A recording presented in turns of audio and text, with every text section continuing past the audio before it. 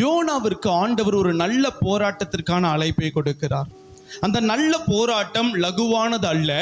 அந்த போராட்டம் கரடு முரடான பாதைகளுக்கு நேராய் நடத்துகிற ஒரு போராட்டம். அந்த நல்ல போராட்டத்திற்காக யோனாவை ஆண்டவர் நினிவே நகரத்திற்கு நேராய் போ என்று அவர் சொல்லுகிறார்.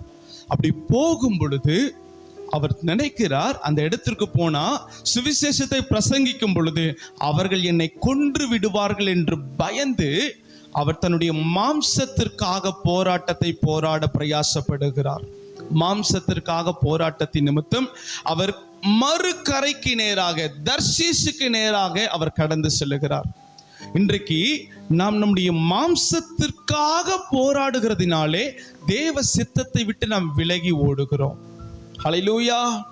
எல்லாருக்கும் புரியுதா நான் சொல்றது? மாம்சத்திற்காக நம்ம போராடுகிற ஒவ்வொரு போராட்டமும் அது தேவ சித்தத்திலிருந்து நம்மை விலக்கி போராடுகிறது, விலக்கி போடுகிறது.